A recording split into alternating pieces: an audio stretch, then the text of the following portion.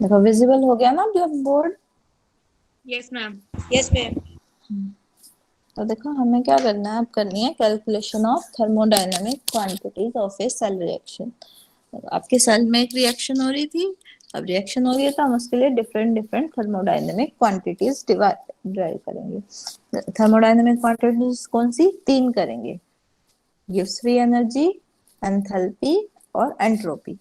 किसकी हेल्प से करेंगे? अभी जो हमने केमिकल रिलेशन पढ़ा, इससे पहले का जो टॉपिक है हमारा relationship between electrical energy and chemical energy, इसमें जो बीच बीच में हमारे रिजल्ट डराइव हुए हैं उनकी हेल्प से करेंगे। देखो गिव्स फ्री एनर्जी का, गिव्स हेल्महोल्ट्ज इक्वेशन की हेल्प से, इनकी हेल्प से हम हमारी कैलकुलेशन ड्राइव करेंगे। जैसे फॉर एग्जांपल सबसे पहले डेल जी कैलकुलेट करते हैं। डेल जी का तो हमारे पास डायरेक्ट फॉर्मूला आ गया था माइनस एन एफ ई। ठीक है, एन क्या था कि नंबर ऑफ इलेक्ट्रॉन्स कितने रिएक्शन में इन्वॉल्व है, F Faraday, E EMF of the cell. ठीक है, अब अगर आपको किसी सेल का ईएमएफ पता है तो आप डेल्टा जी इजिली कैलकुलेट कर सकते हो। आपने डेल्टा जी की वैल्यू कैलकुलेट कर ली। अब नेक्स्ट क्या आती है आपकी डेल्टा एच। डेल्टा एच की हम कैलकुलेट किससे करेंगे? गिब्स हेल्महोल्ट्ज इक्वेशन से। देखो ये हमारे पास क्या है, गिब्स हेल्महोल्ट्ज इक्वेशन है। यहाँ से हम डेल्टा एच की वैल्यू निकाल सकते हैं इस सारी इक्वेशन को रीअरेंज कर कर। आप इधर ले आए, ठीक है, तो ये टर्म माइनस की हो जाएगी। फिर आपने क्या किया है, डेल जी की सारी वैल्यूज पुट कर दी। यानी फॉर एग्जांपल अगर मैं इस इक्वेशन से निकालूं तो डेल्टा एच निकालने के लिए मैं डेल्टा एच ले जाऊं, एन एफ ई को यहाँ ले आऊं और फिर इनमें से एन एफ कॉमन ले लूं, तो मेरे पास क्या हो जाएगी, ये इक्वेशन आ जाएगी। ठीक है, आप सिंपली रीअरेंज करके देखना, आप लोगों को ये इक्वेशन मिल जाएगी। अब इस इक्वेशन में अगर मुझे डेल एच की वैल्यू कैलकुलेट करनी है तो मुझे क्या करना पड़ेगा? देखो मुझे एक तो ईएमएफ पता होना चाहिए सेल का, एन पता चल जाएगा कि भाई कितने नंबर ऑफ इलेक्ट्रॉन्स चेंज हो रहे हैं, फैराडे की वैल्यू पता है, टेम्परेचर पता है। अब क्या और क्या पता होना चाहिए? ये इसको क्या बोलता है, temperature coefficient of EMF. Last time भी हमने देखी थी इसकी कंडीशंस कि कब एंथैल्पी की वैल्यू टेम्परेचर कोफिशिएंट के साथ कैसे रिलेट करेगी, तीन कंडीशंस देख ली थी। तो अगर मुझे टेम्परेचर कोफिशिएंट और ईएमएफ ऑफ द सेल की वैल्यू पता है तो मैं डेल्टा एच की वैल्यू कैलकुलेट कर सकती हूँ। नेक्स्ट आपका क्या आता है, नेक्स्ट आपका आता है अगर आपको डेल जी कैलकुलेट करना है। अब डेल जी कैलकुलेट करने के लिए हमारे पास वैसे तो सिंपली एक रिएक्शन है, सिंपली एक है del G is equal to del H minus T del S. ठीक है, अब आपको इसमें से अगर मुझे एंट्रोपी, इस इक्वेशन की हेल्प से मुझे एंट्रोपी की वैल्यू कैलकुलेट करनी है तो मैं क्या करूं? देखो डेल जी की वैल्यू मैंने यहाँ से कैलकुलेट कर ली, डेल एच की वैल्यू मैंने यहाँ से कैलकुलेट कर दी, यहाँ पुट कर दूं तो मेरे पास डेल एस की वैल्यू आ जाएगी। इस इक्वेशन को सोल्व करके मैं निकाल सकती हूँ। ये तो कैसा हुआ, इनडायरेक्ट मेथड हुआ, है ना, कि पहले हमें डेल जी कैलकुलेट करना पड़ेगा, फिर डेल एच कैलकुलेट करना पड़ेगा, उसके बाद हम कहीं डेल एस कैलकुलेट कर पाएंगे। अब इसकी जगह हम क्या कर सकते हैं, डायरेक्ट रिलेशनशिप भी यूज कर सकते हैं। कैसे? क्या करो, आपने आपको ये इक्वेशन पता है, ठीक है, इस इक्वेशन की हेल्प से हम और कैसे कर सकते हैं, आपने क्या किया, इस इक्वेशन में से वैल्यू निकाल दी del G minus del H की, क्या आएगी, माइनस टी डेल एस। ठीक है, फिर आपने क्या इक्वेशन यूज की, Gibbs Helmholtz equation. Gibbs Helmholtz equation कहाँ है आपकी, ये रही, देखो आप इसमें से del G minus del H की वैल्यू निकाल लो, क्या आ जाएगी, टी इंटू में derivative of del G by del T at constant pressure. ये वैल्यू आ गई आपके पास। अब आपको क्या करना है, इन दोनों वैल्यू, ये वैल्यू आ गई, इसमें डेल जी की वैल्यू पुट कर दो। डेल जी की वैल्यू क्या है, माइनस एन एफ ई। ठीक है, एन कांस्टेंट, एफ कांस्टेंट, बाहर आ जाएंगे डेरिवेटिव से, माइनस का साइन भी बाहर आ जाएगा, अंदर क्या रह जाएगा, del E by del T at constant pressure. आपने इस इक्वेशन को किस इक्वेशन से कंपेयर कर दिया, जब मैंने उस आपको एट्थ इक्वेशन में क्या कहा था कि आप इसमें क्या करो, del G minus del H की वैल्यू निकालो। सेवंथ इक्वेशन से मैंने निकाली थी, क्या आई थी, माइनस टी डेल एस। आपने क्या किया, माइनस टी डेल एस को कंपेयर कर दिया, आपकी जो ये वैल्यू आई है, टेम्परेचर से टेम्परेचर कैंसिल, डेल एस की वैल्यू आ गई आपके पास। डेल एस की वैल्यू क्या आई, N F E del E by del T at constant pressure. यानी अगर आपको एन की वैल्यू पता है और टेम्परेचर कोफिशिएंट पता है तो भी आप डायरेक्ट एंट्रोपी कैलकुलेट कर सकते हैं। आया समझ में? Yes, ma'am. Yes ma'am. Okay. देखो अब आपने ये लर्न कर लिया या डराइव कर लिए कि हम कैसे कैसे थर्मोडायनामिक क्वांटिटीज निकाल सकते हैं। अब हमें मान लो अगर इसके ऊपर न्यूमेरिकल आए तो आपको कैसे सोल्व करना है। इस टाइप के क्वेश्चंस की न्यूमेरिकल की क्या फॉर्म होगी, आपको एक सेल दे देंगे, ठीक है, उसकी ईएमएफ की वैल्यू एक टेम्परेचर पे या डिफरेंट टेम्परेचर्स पे दे देंगे और आपसे क्या पूछेंगे, डेल जी डेल एच और डेल एस की वैल्यू, जैसे इस इक्वेशन में पूछ रखा है। देखो आपको क्या दिया, एक सेल दे दिया, ये आपका सेल है, इसमें क्या है, कैडमियम की इलेक्ट्रोड है, एक सिल्वर की इलेक्ट्रोड है, ठीक है। आपको पता है लेफ्ट हैंड साइड है तो दैट मीन्स एनोडिक कंपार्टमेंट, ये कैथोडिक कंपार्टमेंट। इनके दो डिफरेंट ईएमएफ दे दिए डिफरेंट टेम्परेचर पे, 25 डिग्री सेल्सियस पे भी, 0 डिग्री सेल्सियस पे भी, और आपसे क्या पूछा, डेल जी डेल एच और डेल एस पूछा है कितने पे, 25 डिग्री सेल्सियस पे। आपको ये चीज नोट करनी है कि आपसे जो ये वैल्यू पूछी जा रही है ये कौन से टेम्परेचर पे पूछी जा रही है, जस्ट, ठीक है। तो आपको इसमें कंफर्म हो गया कि 25 डिग्री सेल्सियस पे। अब आपको इसको सोल्व कैसे करना है, सबसे पहले आपको इस सेल की ओवरऑल रिएक्शन लिखनी है। अब एज सच आपको रिएक्शन लिखने को मिल जाती है तो आप लोग डर जाते हो कि मैम हम कैसे रिएक्शन लिखें। आप डायरेक्टली ओवरऑल रिएक्शन नहीं लिख सकते, कोई बात नहीं, आप कंपार्टमेंट की एक एक कंपार्टमेंट की तो रिएक्शन लिख ही सकते हो आराम से। तो सबसे पहले क्या करोगे, आप एनोडिक कंपार्टमेंट की रिएक्शन लिखोगे। कैसे, आपको समझ में आ रहा है, ये मेटल है, ये उसका सोल्ट है ना। तो आपने कैडमियम मेटल दिया, ठीक है, फिर वो किस में चेंज हो रहा है, देखो यहाँ पे सबसे पहले हमारे पास रिएक्टेंट ही होता है ना हाफ सेल का, फिर उसके बाद वो किस में चेंज हुआ, फेज चेंज होता है, तो उसके बाद ये होता है। तो देखो इसमें कैडमियम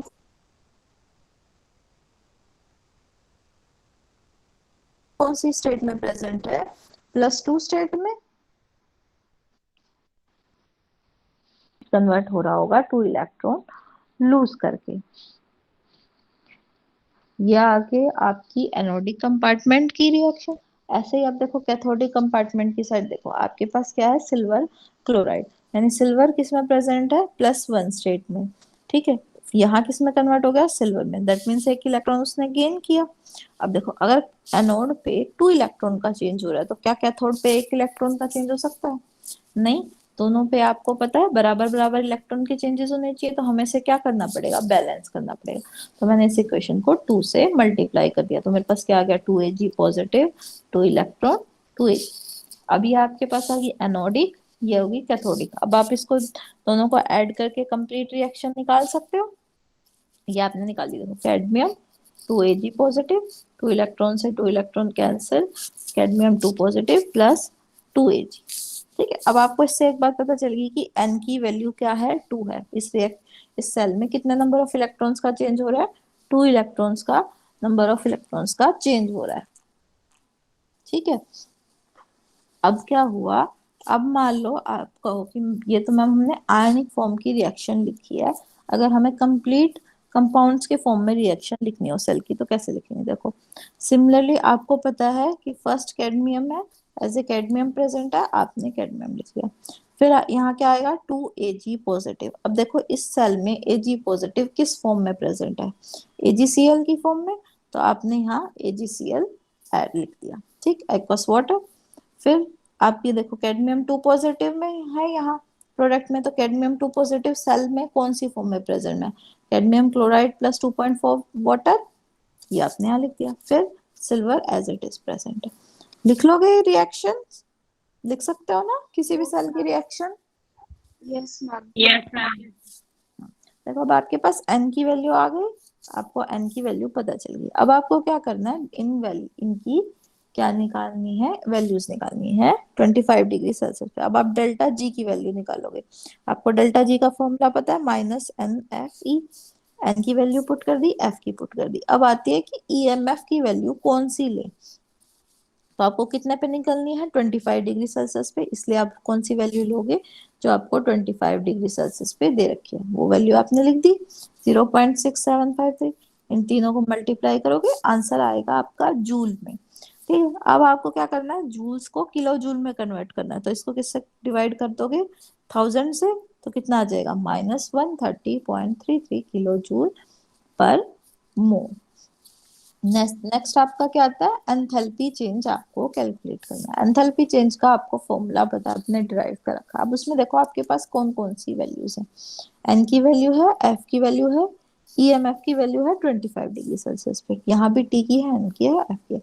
अब बात आती है कि मैम इसमें टेम्परेचर कोफिशिएंट हमें डिराइव करना पड़ेगा। टेम्परेचर कोफिशिएंट क्या है, del E by del T at constant pressure. Del E क्या रिप्रेजेंट करता है, change, change in EMF. Change हमें कैलकुलेट करने के लिए क्या चाहिए, दो टेम्परेचर्स पे ईएमएफ की वैल्यू चाहिए। देखो वो हमें दे रखी है, EMF at 25 degree Celsius, EMF at 0 degree Celsius. Temperature coefficient calculate करने के लिए ही हमें दो टेम्परेचर्स पर सेल के ईएमएफ की वैल्यू दे रखी थी। आप दोनों का डिफरेंस ले लोगे, आपने कैलकुलेट कर लिया। अब देखो इन्होंने क्या किया, टेम्परेचर को डायरेक्टली डिग्री सेल्सियस में यूज किया है, जबकि हम जब भी टेम्परेचर को यूज करते हैं तो हम केल्विन में करते हैं।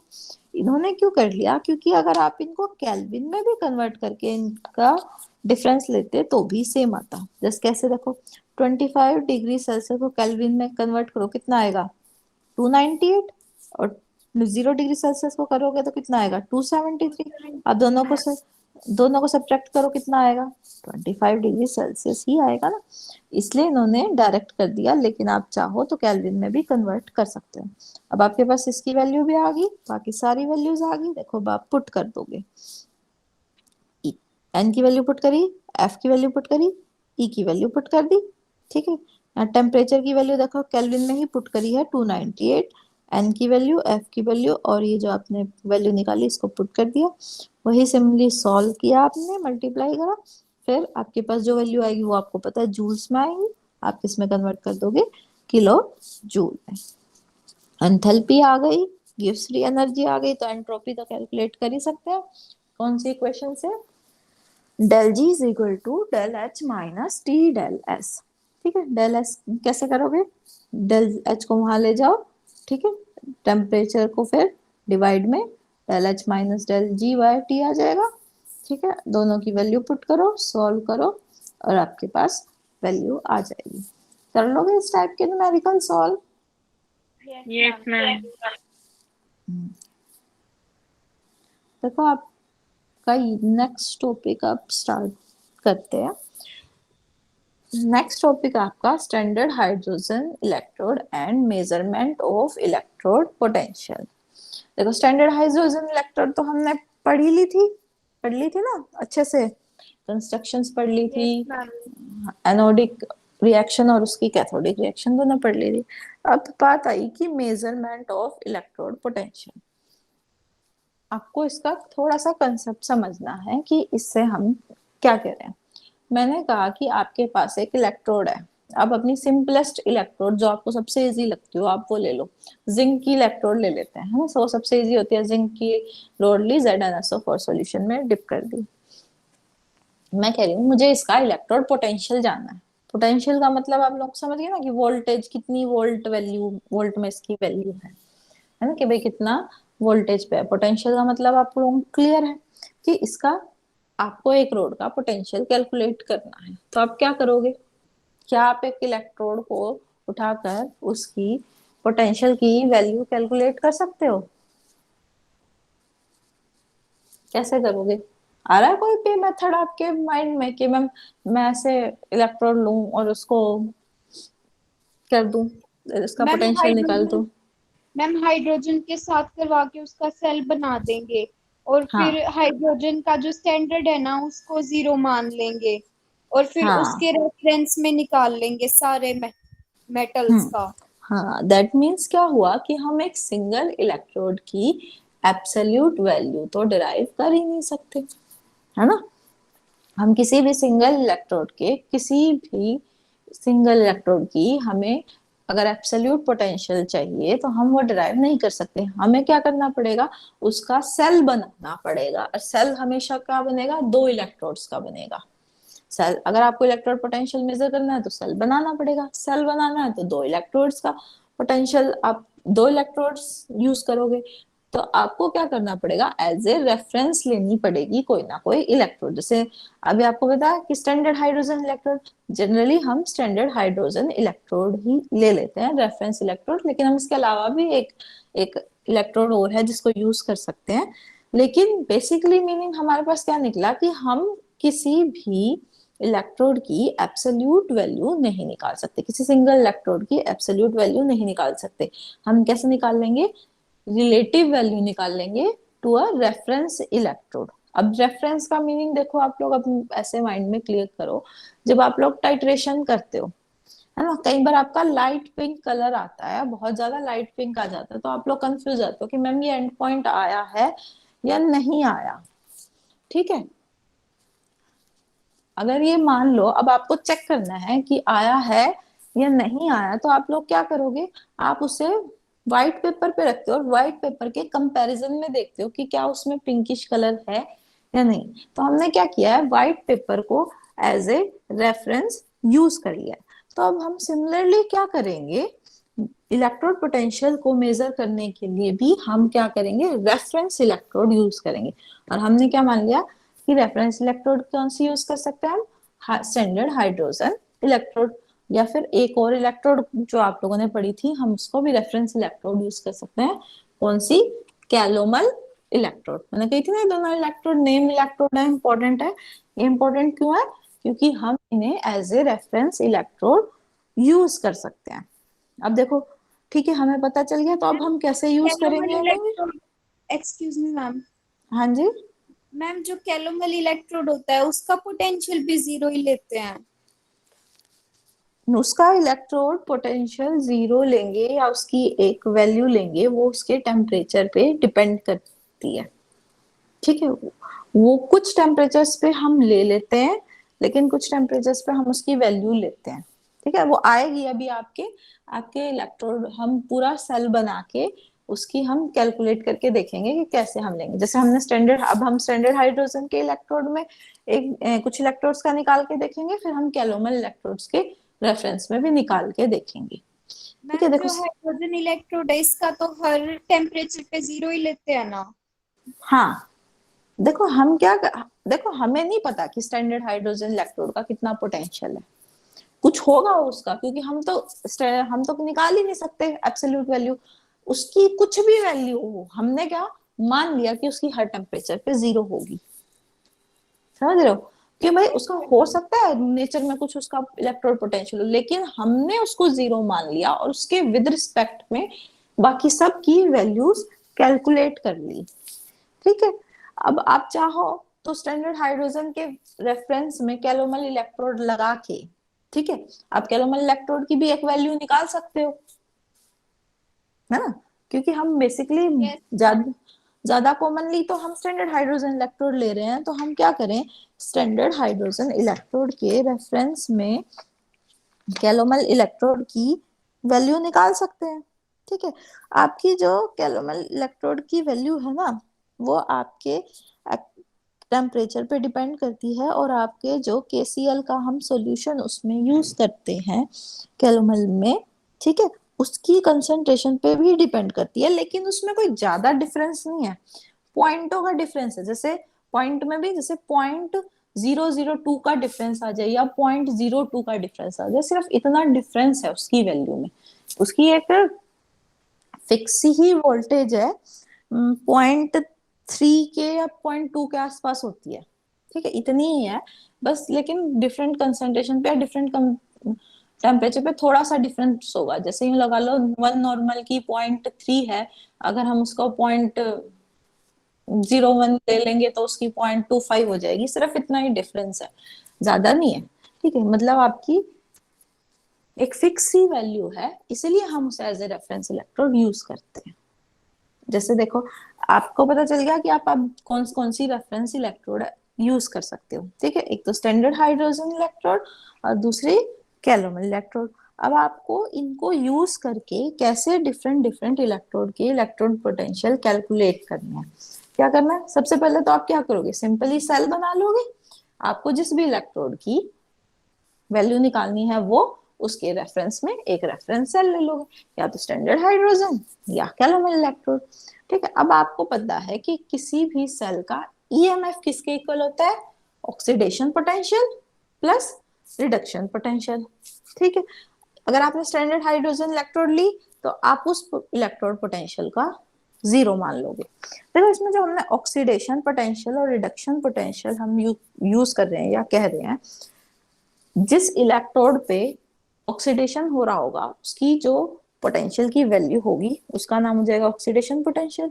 जिस इलेक्ट्रोड पे रिडक्शन हो रहा होगा उसके पोटेंशियल का क्या नाम हो गया, रिडक्शन पोटेंशियल। अब आपने स्टैंडर्ड हाइड्रोजन इलेक्ट्रोड के पोटेंशियल को 0 मानना है, यानी इनमें से एक टर्म तो 0 हो जाएगी भाई। अगर वो एज ए एनोड कर यूज होगी स्टैंडर्ड हाइड्रोजन इलेक्ट्रोड तो उसका ऑक्सीडेशन पोटेंशियल 0, कैथोड हो गई तो रिडक्शन पोटेंशियल 0। ठीक है, अब आपका जो सेल का ईएमएफ होगा वो आपका डायरेक्टली किसकी वैल्यू दे देगा, जो आपकी इलेक्ट्रॉन अंडर इन्वेस्टिगेशन है। इन्वेस्टिगेशन का मतलब कि जिसकी हमें निकालनी थी, भाई रेफरेंस की तो हमने 0 मान ली, तो डायरेक्टली जितना भी ईएमएफ आएगा वो उसी इलेक्ट्रोड के इक्वल होगा। अच्छा, अब उसका डायरेक्शन कौन सी होगी कि भाई वो ऑक्सीडेशन पोटेंशियल होगा या रिडक्शन पोटेंशियल होगा, वो किससे पता चलेगा कि आपके सेल में करंट कहाँ से कहाँ फ्लो हो रहा है। ठीक है, करंट जहां से जहां फ्लो हो रहा होगा उसके अपोजिट डायरेक्शन में इलेक्ट्रॉन्स फ्लो हो रहे होंगे, है ना। जहां से फ्लो होने स्टार्ट होंगे वो क्या हो जाएगा, एनोड। जहां पे जाएंगे कंज्यूम होंगे वो क्या हो जाएगा, कैथोड। अकॉर्डिंगली हमें पता चल जाएगा कि ये ऑक्सीडेशन पोटेंशियल है या रिडक्शन पोटेंशियल। देखो अब हम फर्स्ट एग्जांपल निकाल के देखते हैं, आपको क्लियरली समझ में आ जाएगा। मुझे जिंक Zn2 पॉजिटिव का इलेक्ट्रोड पोटेंशियल निकालना था। ठीक है, मैंने क्या किया, सेल बना दिया। देखो जिंक की इलेक्ट्रोड और हाइड्रोजन इलेक्ट्रोड। ठीक है, देखो अब आपको इलेक्ट्रोड्स बनानी आ गई, हमने सारी इलेक्ट्रोड पढ़ ली। आपको कोई भी इलेक्ट्रोड बोले आपको आनी चाहिए बनानी। कैसे बनाओगे, जिंक की इलेक्ट्रोड बनाने के लिए क्या करते हैं, सिंपली जिंक रोड ली, ZnSO4 सॉल्यूशन में डिप कर दी। हाइड्रोजन इलेक्ट्रोड की पूरी असेंबली लगा दी। आप लोगों को पता ही है कि एक ग्लास ट्यूब होगी, उसके अंदर प्लेटिनम फॉयल होगी नीचे। ठीक है, 1 ml HCl सॉल्यूशन, एक ट्यूब अलग से होगी आपकी हाइड्रोजन गैस पास करने के लिए। प्लेटिनम फॉयल से एक वायर अटैच होगी इलेक्ट्रिकल कॉन्टेक्ट बनाने के लिए। बीच में हमने वोल्ट मीटर ऐड कर दिया, सॉल्ट ब्रिज निकाल दिया। फिर आपने देखा कि ये करंट की डायरेक्शन कहाँ है, ऐसे है, यानी करंट की डायरेक्शन आपकी ये हुई, यानी किसमें है, राइट टू लेफ्ट है। यानी इलेक्ट्रॉन कौन सी डायरेक्शन में फ्लो हो रहे होंगे, left to right, opposite direction में ऐसे फ्लो हो रहे होंगे। अगर ऐसे फ्लो हो रहे हैं तो दैट मीन्स ये जिंक आपकी क्या एक्ट कर रही है, एज ए एनोड, और हाइड्रोजन इलेक्ट्रोड आपकी कैसे एक्ट कर रही है, एज ए कैथोड। ये बात समझ में आ गई। आप सब इतना नोट कर सकते हो ना किसी भी सेल को देख के। Yes ma'am. Yes, ma'am. अब आपको रिएक्शंस पता है, एनोड की कैथोड की आपने लिख दी। अब आपको ईएमएफ भी पता है। ईएमएफ का फॉर्मूला होता है oxidation potential plus reduction potential. Reduction potential की वैल्यू तो आपको पता चल गई कि ठीक है, कैथोड हमारी स्टैंडर्ड हाइड्रोजन इलेक्ट्रोड बनी, इसका रिडक्शन पोटेंशियल कितना होगा, 0। आपने वैल्यू पुट कर दी 0। अच्छा, अब आपने क्या किया, सेल का ईएमएफ नोट किया, कितना आया, 0.76 वोल्ट। ठीक है, तो आपकी जो इक्वेशन इसमें बचा क्या, oxidation potential of zinc electrode. यानी आपको जिंक इलेक्ट्रोड की ऑक्सीडेशन पोटेंशियल की वैल्यू पता चल गई, यानी standard oxidation potential of Zn2 positive will be equal to 0.76 volt. निकाल लिया, है ना, समझ में आया। Yes ma'am. Yes, अब देखो ma'am. सिमिलरली हम सिमिलरली कॉपर का भी निकाल सकते हैं। कॉपर इलेक्ट्रोड का कैसे निकालेंगे, क्या करना है, कॉपर इलेक्ट्रोड लो, उसे स्टैंडर्ड हाइड्रोजन इलेक्ट्रोड के साथ आपने क्या किया, सेल बना दिया। क्या करा, वही copper electrode copper sulphate solution में स्टैंडर्ड हाइड्रोजन इलेक्ट्रोड ली, सॉल्ट बना लिया, पूरा सिस्टम बना लिया आपने, बना दिया है। फिर आपने क्या करना है, सबसे पहले डायरेक्शन ऑफ करंट नोट करनी है, वो इस डायरेक्शन में। है ना। यानी आपकी डायरेक्शन क्या हुई, अब की बार आपका करंट का फ्लो किस डायरेक्शन में, हाइड्रोजन इलेक्ट्रोड की साइड है। दैट मीन्स इलेक्ट्रॉन क्या हो रहे होंगे, इससे अपोजिट फ्लो। यानी स्टैंडर्ड हाइड्रोजन इलेक्ट्रोड पे आपके इलेक्ट्रॉन प्रोड्यूस हो रहे हैं और कॉपर की तरफ मूव कर रहे हैं। यानी ये क्या एक्ट कर गया, एज एनोड, ये कैथोड। इतना हमें पता चल गया। फिर हमने क्या किया, ईएमएफ की वैल्यू नोट कर ली।